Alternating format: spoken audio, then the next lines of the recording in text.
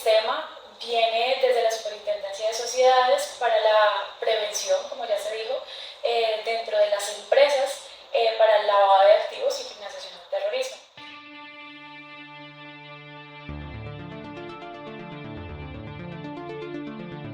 Bienvenidos a La Consultoría, un espacio donde discutimos temas de relevancia legal. Es de vital importancia para el desarrollo de las actividades económicas de cualquier empresa conocer cada uno de los riesgos a los que se pueden enfrentar. No solo conocer los riesgos, sino también crear estrategias efectivas para prevenirlos y contrarrestarlos.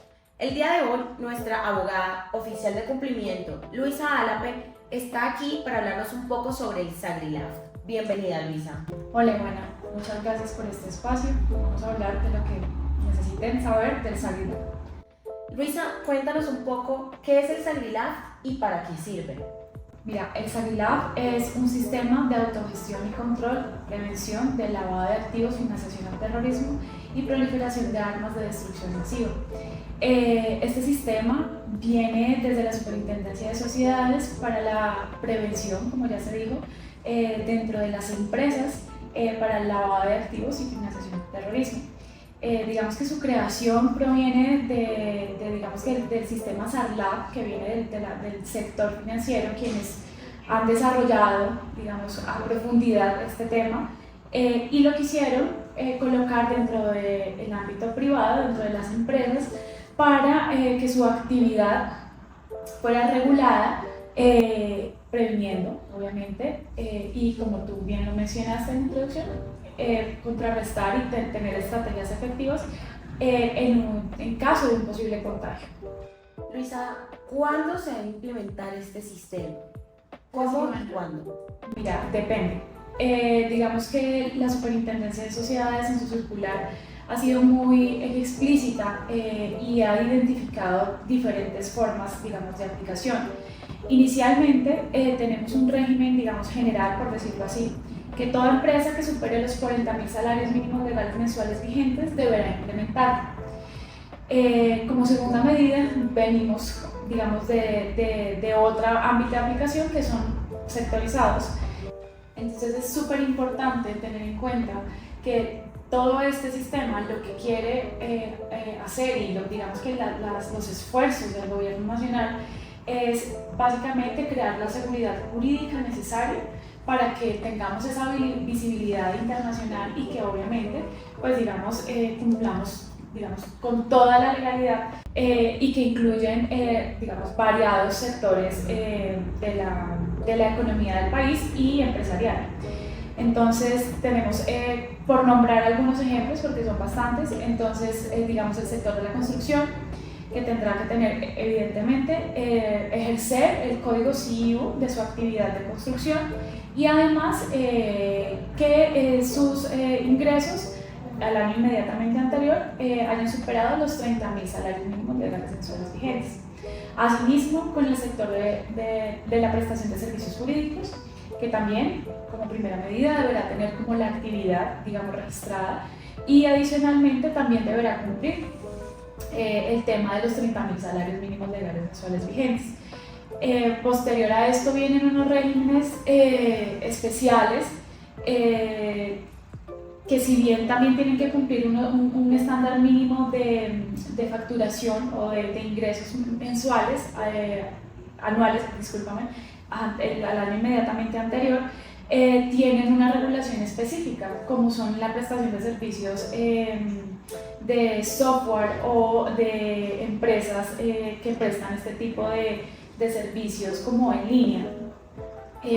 Digamos que todo esto deviene porque su actividad representa un mayor riesgo y en efecto tendrán que hacer, además de tener la actividad y de cumplir los salarios mínimos, deberán tener una debida diligencia intensificada. Asimismo, las empresas que requieran activos o que su pago sean activos en línea ya has escuchado en diferentes oportunidades que hay empresas que utilizan monedas virtuales y toda esta cuestión. Entonces, todo esto tiene que ser supremamente regulado porque, como bien lo hablamos, esto tiene que venir de una actividad completamente lícita, ¿sí?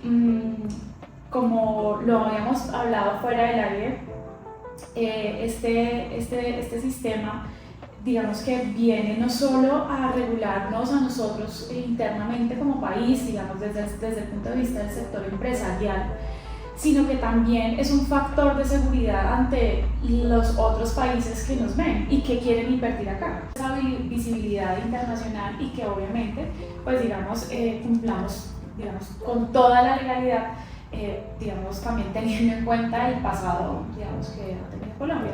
Entonces, en ese orden de ideas, al final del día lo que se busca es que siempre estemos en cumplimiento de actividades completamente lícitas y que provengan, obviamente, digamos, de las actividades que estaban por cada sector.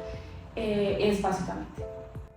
Listo, Luisa, me causó mucha curiosidad cuando hablabas de que hay algunas empresas que por el sector económico en el que se desenvuelven, en el que desarrollan sus actividades, aparte de todo este régimen general del SAGILAF, deben cumplir unas medidas adicionales de debida diligencia intensificada. Cuéntanos un poco más sobre esto. Sí, mira, básicamente, como te venía diciendo, las empresas que prestan servicios de activos virtuales y todo este tema de informática y de cómo ha avanzado la tecnología, son empresas que representan un riesgo bien importante, porque pues no es tan fácil identificar cuál va a ser, digamos, como tu contraparte. Y aquí quiero abrir un paréntesis, porque la contraparte, digamos, que tienen las empresas, y hablando de cara al SAGILAF, siempre serán proveedores, clientes, trabajadores y los socios de la compañía. Entonces,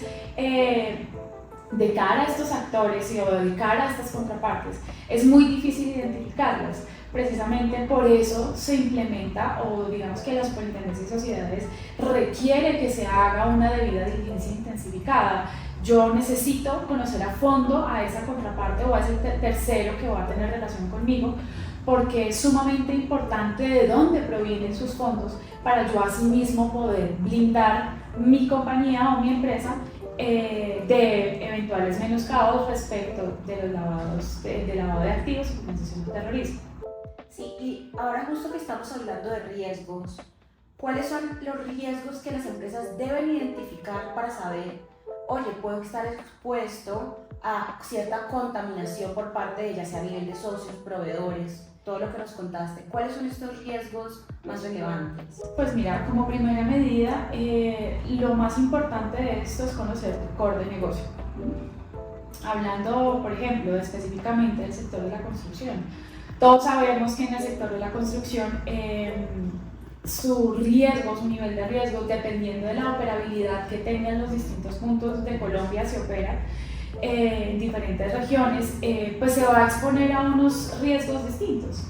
Entonces, desde este punto de vista y de cara a los actores que ya habíamos hablado, de las contrapartes que ya habíamos hablado, identificar que no es lo mismo tener un proveedor aquí en Bogotá, ¿sí?, que tenerlo en una zona, no sé, de conflicto armado importante, no sé, no, como el Catatumbo, por ejemplo, o no, el Cúcuta, norte de Santander. O sea, todo este tema depende también de la región en donde estés ubicado, porque pues digamos que desafortunadamente los espacios o las regiones más alejadas del centro tienden a tener más conflicto, digamos, con el tema del lavado de activos o más relación.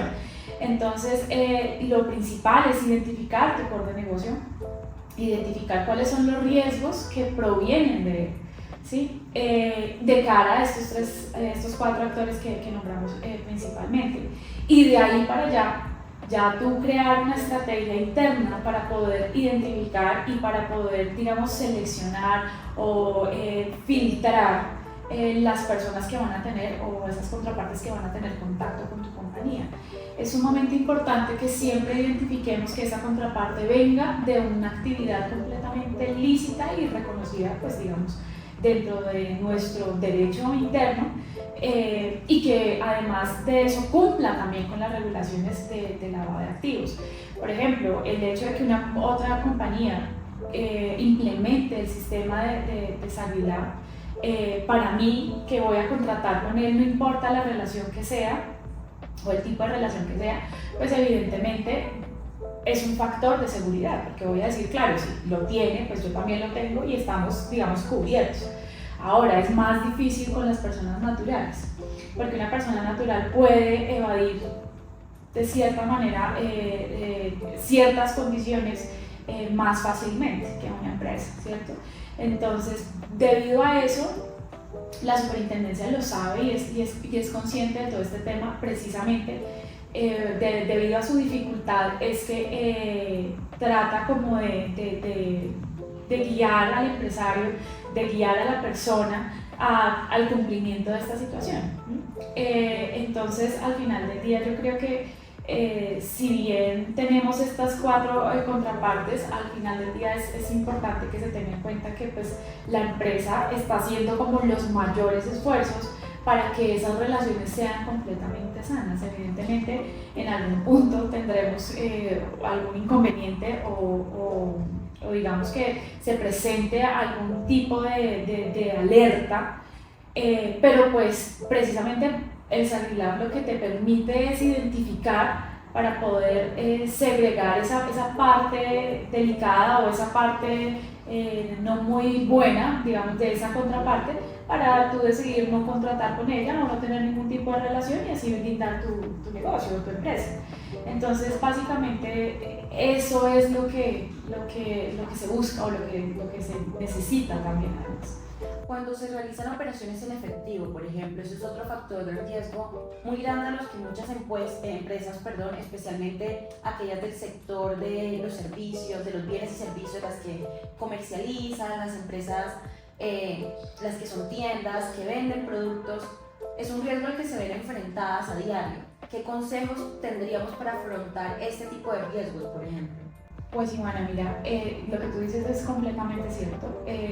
Hoy en día hacer transacciones en efectivo, digamos que, pues, digamos por la evolución del mundo, no solo de Colombia, sino del mundo, ya hemos tecnificado tanto ese sistema que evidentemente pues, no es algo que sea hoy en día recomendable de cara al Sagrilab, porque lo que se busca o lo que deberían hacer las empresas es siempre dejar la trazabilidad de los dineros, porque recordemos que el Sagrilab está además asociado a varios delitos consagrados en nuestro Código Penal. Son casi más o menos, así como a grosso modo, 60 y pico de delitos que no son solo entre personas, sino también contra la administración pública y delitos financieros. Entonces, el blanqueo de capitales es un tema que toca directamente, digamos, a este tema del Sagrilab, y lo que tú dices, al final del día, transacciones en efectivo me ponen mucho más en riesgo porque yo puedo estar fácilmente, lo que decía, blanqueando digamos, dinero o cometiendo un delito realmente por no saber de dónde proviene, porque siempre lo más importante es que se quede la trazabilidad de que la persona que me está dando ese dinero en efectivo, yo sepa de dónde proviene, yo sepa de que es de su actividad, de que si viene del sector inmobiliario, que si viene del sector de la construcción, que si viene del sector jurídico, contable, o sea, no importa, digamos, del sector que venga, pero que yo sepa que es completamente lícito y que viene de su propia actividad, no por actividades completamente por fuera de eso e ilícitas. Al final del día, mi consejo y lo recomendable para las empresas es que siempre tengan la trazabilidad de los dineros que entran a su compañía, y no solo los dineros que entran a su compañía, sino de sus contrapartes, que además es un deber que impone la superintendencia de conocer. Entonces, si a mí por X o Y motivo yo tengo una empresa X y me entran 50 millones, pero yo no tengo ni idea de quién me los transfirió fácilmente puedo estar ya contagiado y digamos, inmersa en un delito súper importante del que yo no tengo conocimiento por no tener un sistema, por ejemplo.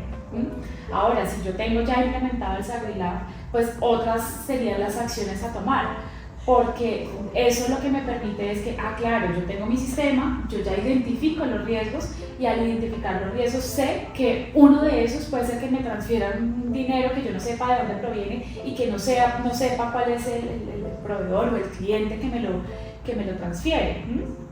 Entonces, en ese orden de ideas, digamos que todo el tema de las transacciones en efectivo, incluso las transacciones electrónicas, digamos que esa es la obligación que impone la superintendencia. Yo siempre debo conocer a mis contrapartes. Entonces, al final del día, si bien es un tema que yo mismo tengo que autoimponerme, pero pues es preferible esto a tener problemas penales y jurídicos mucho más grandes y que de pronto se salen de proporción por tener un desconocimiento de todo lo que es el SagriLab, ¿sí? El SagriLab me va a dar las herramientas para tomar acciones respecto a puntos específicos de los riesgos que se puedan presentar.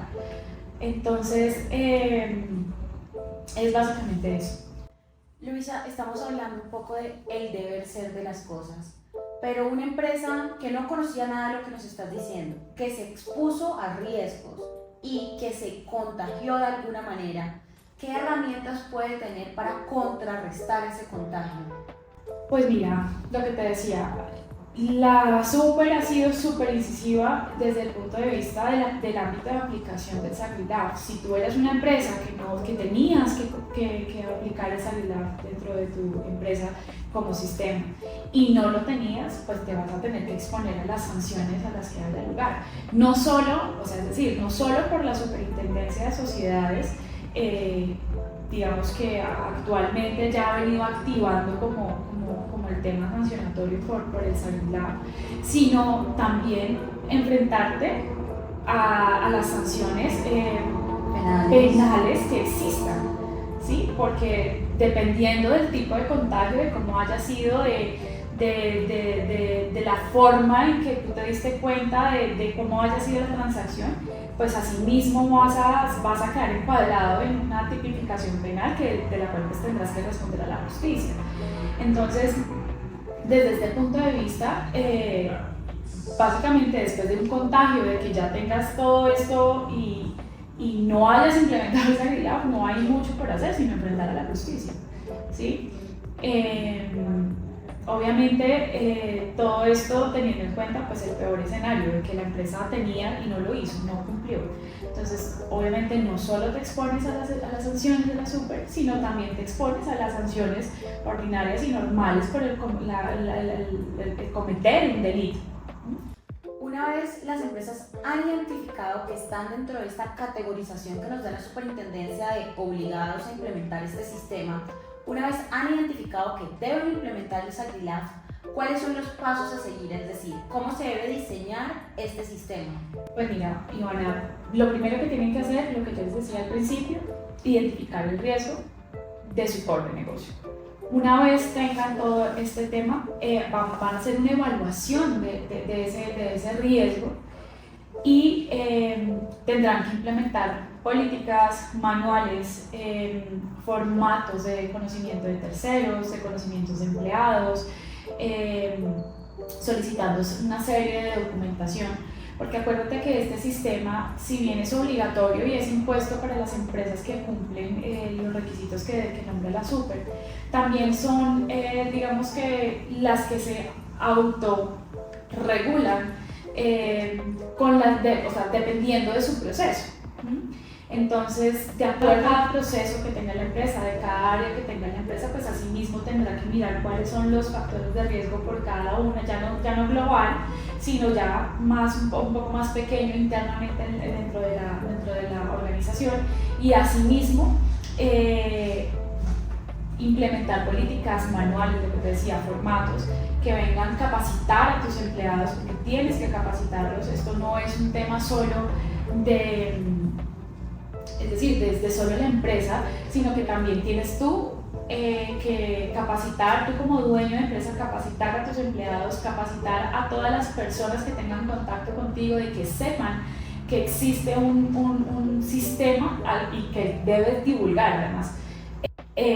Para todo esto viene también muy anclado a lo que es el gobierno corporativo, porque este tema no viene de abajo hacia arriba, sino de arriba hacia abajo. Tú, como dueño de empresa, eres el que es consciente de la realización de lo que es tu negocio o tu empresa, y de ahí para abajo vas a tener que decirle a tus empleados: hey, estos son nuestros niveles de riesgo, vamos a implementar esto, lo vamos a hacer de esta forma, Tienen que haber capacitaciones sucesivas del sistema, tiene que haber evidencia, porque la super pide evidencia de la implementación. Porque no es solo, es decir, un sistema de papel, pues cualquiera, ¿sí? O sea, podemos tener miles de manuales, miles de políticas, pero pues si no, al final del día no se cumplen, pues es un sistema de papel. Lo que busca la super no es eso, lo que busca la super es que en efecto todo lo que se regule dentro de mis políticas y manuales y formatos y etcétera se cumpla. Porque de lo contrario pues no serviría para absolutamente nada. La super también me pide a mí que tenga las herramientas para poder yo hacer esa debida diligencia con mis contrapartes, y todo esto hace un conglomerado de lo que es el sistema. Al final del día lo que se busca es que en efecto cada trabajador o cada empleado o cada colaborador de las empresas o contratistas, proveedores y clientes tengan el conocimiento de que mi compañía se encuentra bajo el sistema, está cumpliendo el sistema, y que por ende ellos también tienen unas obligaciones y unas responsabilidades.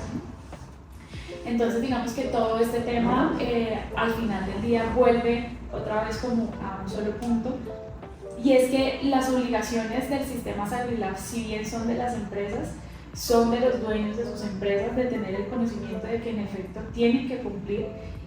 También hay obligaciones para los colaboradores, clientes, proveedores, de que deben cumplir las políticas que yo como empresa he implementado. Entonces es eso.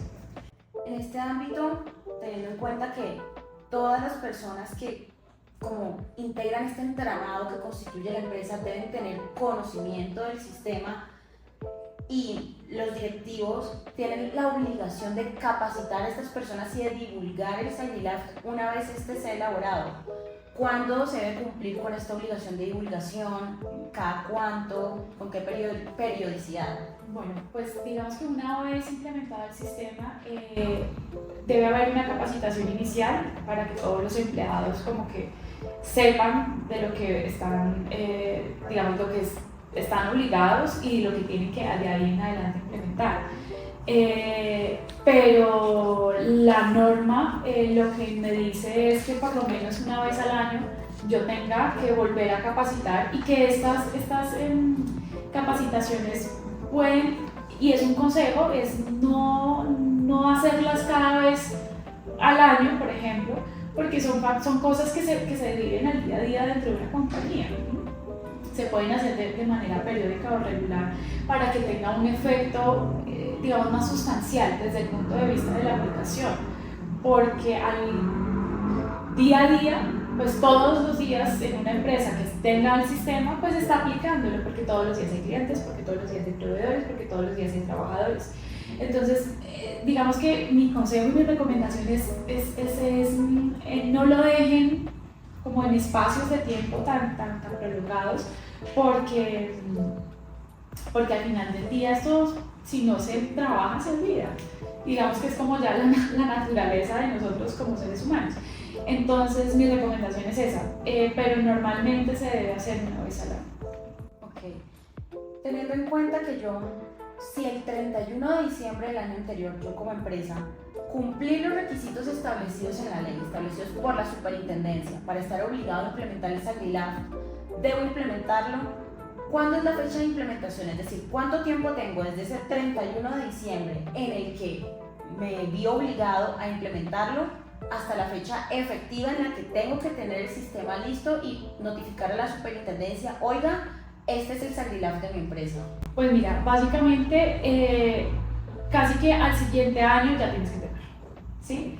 Te enteraste, te diste cuenta tarde, lo que sea, al siguiente año. ¿Cuál es la situación en estos temas? Y es, al final del día, si tú eres obligado a presentar, digamos, a tener el sistema, tú lo implementas, pero es algo que es no solo el sistema, ¿no? O sea, digamos que recordemos que esto es sistema de SagriLab, pero además tienes que tener un responsable, que es el oficial de cumplimiento. Entonces, digamos que todo esto te va a requerir un tiempo, digamos, prudente, en el que hasta mayo del siguiente año vas a tener que tenerlo todo listo, ¿sí? Para que empiece la implementación, para que se haga la denuncia respectiva, digamos, a la Superintendencia de Sociedades y todos los pasos a seguir, porque no es solo el sistema, claro, tú denuncias el sistema y todo está perfecto y ya. Viene la presentación de informes, viene la designación del oficial de cumplimiento, que además de eso, cuando ya tienes el oficial de cumplimiento, te dan 15 días hábiles para poder, digamos, hacer la inscripción del oficial de cumplimiento. Entonces, digamos que son una serie de requisitos para montar un sistema, pero una vez los tengas y los cumplas, vas automáticamente a empezar con el tema. O sea, tienes que empezar con el tema. Porque te digo, pues anterior a la divulgación y no a la divulgación, sino a la implementación como tal, tú ya tienes que venir diciéndole a los empleados o a tus colaboradores, venga, vamos a hacer esto, vamos a implementar aquello, los procesos se van a modificar de cierta manera y prepararlos con una gestión del cambio, porque siempre dentro de los procesos va a haber traumatismo por el cambio si no se tenía, porque esto lo que hace es que va a ejercer un control importante dentro de la empresa y te va a mostrar o te va a desnudar ciertas debilidades dentro de tus propios procesos. Y que para el SagriLab son importantes. Entonces, básicamente, al siguiente año ya tienes que tenerlo. Tendrías que cumplir absolutamente todos los requisitos. Lo que te digo, las responsabilidades del oficial de cumplimiento también son súper importantes en este tema y las de la junta directiva o el máximo órgano social, porque como les digo, eso viene de arriba hacia abajo. Entonces, todo eso lo tendrías que tener ya al siguiente año porque no hay espera. Un contagio puede ser en cualquier momento, en cualquier situación y bajo cualquier circunstancia. Entonces, básicamente es eso. Hablemos un poco más del oficial de cumplimiento. ¿Cómo funciona este cargo? ¿Qué funciones tiene? ¿Todas las empresas obligadas a implementar SagriLab deben tener un oficial de cumplimiento o puede otro miembro de la empresa suplir sus funciones? Bueno, aquí hay que identificar varias cosas. Primero, el rol del oficial de cumplimiento es súper importante porque es la persona que va a estar responsable del sistema. Y esta persona, obviamente, tiene que tener conocimientos de lo que es el SagriLab. Digamos que la Super no enfatizó en que tiene que tener ciertos estudios enfocados digamos, no es necesario, pero sí requiere que tenga conocimiento de lavado de activos y financiación al terrorismo. Requiere que tenga diplomados, cursos, bueno, en fin, de todo este tema, que sepa de gestión del riesgo. Y que haya practicado su rol de oficial de cumplimiento o con los conocimientos durante 6 meses. Entonces, digamos que sí es importante porque la responsabilidad que recae en el oficial de cumplimiento es básicamente velar porque, uno, el sistema se cumpla y dos, digamos, mitigar o prevenir o minimizar el riesgo de contagio. Tú sabes que cuando existe un riesgo, el riesgo no se elimina, se mitiga o se reduce, pero nunca se elimina. Entonces, es básicamente eso. Ahora, ¿quiénes son las personas que están encima, digamos, vigilantes de que todo lo que hace el oficial de cumplimiento se cumpla? El máximo órgano social y el representante legal, así como el revisor fiscal en caso de las empresas que tienen que cumplir con revisoría fiscal. Tiene un rol específico también con con el oficial de cumplimiento y que mancomunadamente van a trabajar para cubrir en todos los efectos y en todas las áreas y ámbitos a la compañía pues, donde desempeña su rol. Pero básicamente es eso. Ahora, ya digamos que teniendo en cuenta esto, lo otro que tú mencionabas es que puede ser una persona de la organización a quien capacite y a quien designen como oficial de cumplimiento. Obviamente lo que te digo, la idoneidad es que tenga el conocimiento en seguridad, que sepa de lavado de activos, financiación, terrorismo y proliferación de armas de destrucción masiva, y que se pueda hacer cargo de. Lo que también muchas empresas hacen es que por medio de contratos por prestación de servicios los utilizan y solicitan los servicios del oficial de cumplimiento. Pero tienen que tener en cuenta que este oficial de cumplimiento no puede manejar más de 10 empresas, digamos, a su cargo, y que no pueden ser de sectores en que compitan, ¿sí? Porque entraríamos en un conflicto de interés. Otra cosa que quiero resaltar es que si nombran a alguien dentro de su misma organización, esa persona solo se puede dedicar a ser oficial de cumplimiento. ¿Por qué? Porque el oficial de cumplimiento está para velar, para determinar si hay una operación sospechosa, si no la hay, qué movimientos internos tiene la compañía. Para eso es el oficial de cumplimiento, ¿sí? Siempre es como el vigilante de que en efecto las relaciones comerciales, jurídicas, negociales que tenga la compañía pues sean en completa transparencia. Entonces, si tú tienes un empleado que, por ejemplo, en el caso de los abogados, porque pasa mucho de que ponen abogados de empresas a ser el oficial de cumplimiento, pero siguen fungiendo como abogados y además también son oficiales, no, porque hay un conflicto de interés. Tú no puedes ser juez y parte de la situación. Entonces, precisamente por eso el oficial de cumplimiento siempre se desprende del máximo órgano social, siempre ellos van a ser los jefes entre comillas del oficial de cumplimiento. Entonces, eso es algo muy importante que las empresas tienen que tener en cuenta. Entrar en conflicto de interés pues viciaría absolutamente toda situación de mitigación o prevención que pudiera hacer el oficial de cumplimiento, porque el oficial de cumplimiento, como les digo, está única y exclusivamente diseñado para hacer temas a los que les fue o que se le fue asignado o nombrado, porque acuérdate que quien lo nombra también es el máximo órgano social. Entonces, pues obviamente teniendo en cuenta esto, esta designación, digamos que se honra en pocas palabras, es precisamente por la relación directa que tiene el oficial de cumplimiento con el máximo órgano social. Luisa, una vez el oficial de cumplimiento ha identificado una posible operación sospechosa, ¿cuál es el conducto regular a seguir para mitigar el posible riesgo y realizar el reporte también de esa operación? Pues mira, no te puedo decir con exactitud porque el reporte, digamos, sí tenemos o se tiene una obligación de reportar la operación y en los informes mensuales que hace el oficial de cumplimiento está el deber de reportar.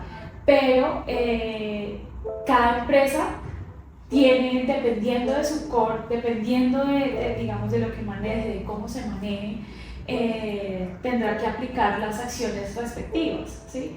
Entonces, por ejemplo, no sé, nos dimos cuenta que dentro del procedimiento contable de una empresa se tiene que, por ejemplo, no se reciben, que hablamos, no se reciben dineros o no se reciben pagos de facturas en efectivo, y nos llegó una persona con efectivo. Aquí de pronto tal vez no sabemos todavía si estamos hablando de un contagio o no, pero ya estoy en incumplimiento de mi procedimiento.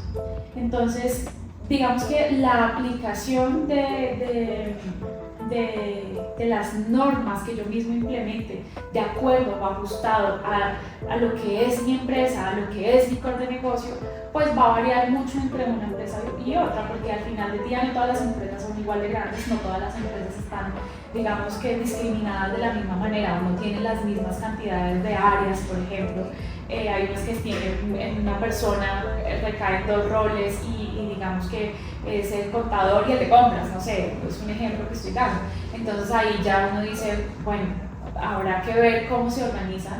El deber ser es que se tenga un procedimiento contable, un procedimiento de compras en este caso, un procedimiento de facturación, ¿sí? Cada core de negocio maneja de acuerdo a lo que tenga, de acuerdo a los riesgos que haya identificado, porque bueno, digo, no todas las empresas tienen el mismo riesgo, no es el mismo riesgo de una empresa en el sector salud que una empresa en el sector petrolero, por ejemplo. Entonces, digamos que dependiendo del su core de negocio, de donde se desempeñe, de los riesgos que ya hayan identificado, evaluado y de todo, pues digamos que depende, asimismo va a depender las acciones que hayan tomado dentro de sus políticas y dentro de sus manuales, pues para poder ejercer una prevención o una detección de una actividad sospechosa efectiva, ¿sí? Habrán cosas en común, ¿sí? Como en todas las empresas, por eso puse el ejemplo del pago, pues porque puede ser que sea una transferencia y yo no sepa quién sea, y resulta que sea un tercero que me está haciendo un pago de un cliente, un tercero que no conozco, ¿sí?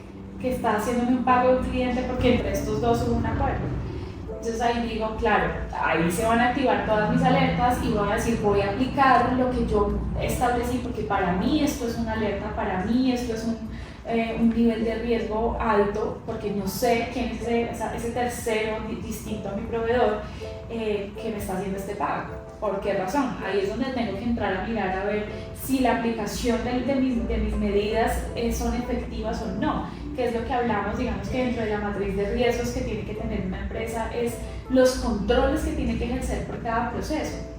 ¿Sí me entiendes? Entonces no hay una respuesta única para lo que me dices, porque depende de muchos factores, depende del riesgo que hayas identificado, del área, de tu core de negocio, depende de infinidad de cosas, pero lo que sí es cierto es que en efecto tiene que tener controles efectivos para poder mitigar ese riesgo que se presentó o prevenir, ¿sí?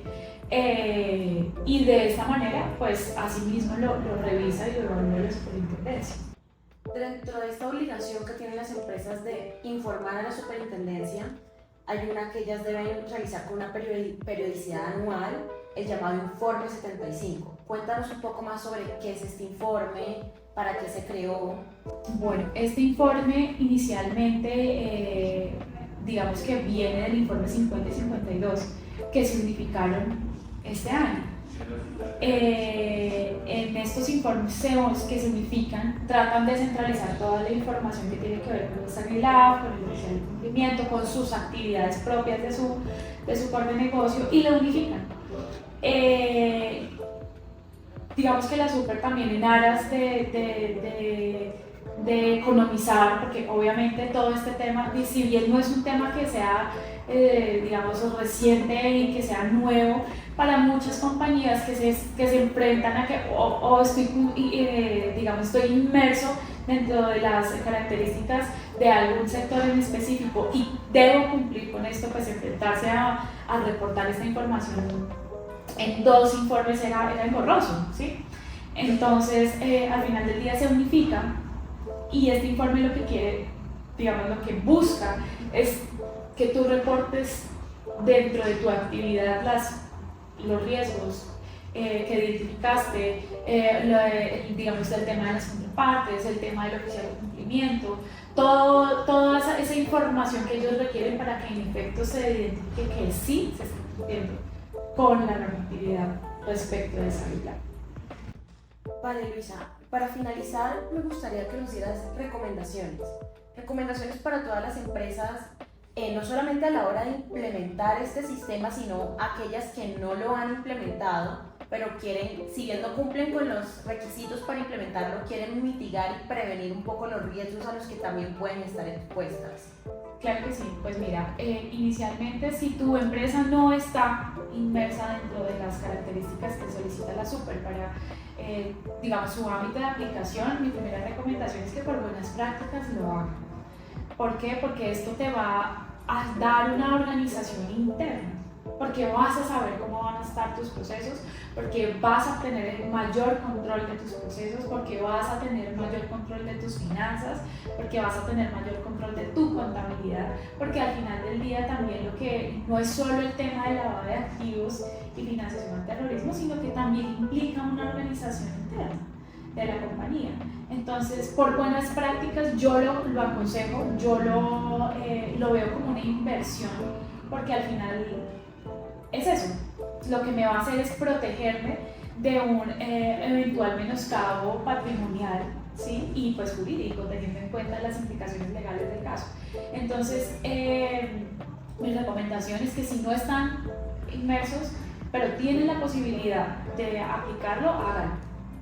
Y para las empresas que ya lo tienen, es importante que de este sistema se evalúe también, digamos, con cierta periodicidad para mirar, porque digamos, los negocios son cambiantes y la operación de mi negocio es cambiante, entonces puede ser que lo que no era un riesgo el día de mañana, el día de ayer, el día de mañana sí. Entonces que estén en constante evaluación, en constante verificación, ajustando y actualizando cada vez más sus procesos y con lo que respecta al Salilab, porque en efecto sí va a ser de mucha ayuda en la realización o en la organización interna y en el eventual giro de tus negocios. Entonces, esa es mi recomendación. Luisa, muchísimas gracias por estar aquí el día de hoy, por todos tus conocimientos, por compartirlo con nosotros. Espero que esto haya sido de mucha ayuda para todos aquellos que nos escuchan y esperamos tenerte aquí en la consultoría en una próxima ocasión. Muchas gracias, Ivana. Muchas gracias a todos por acompañarnos el día de hoy y nos vemos en una próxima edición de La Consultoría.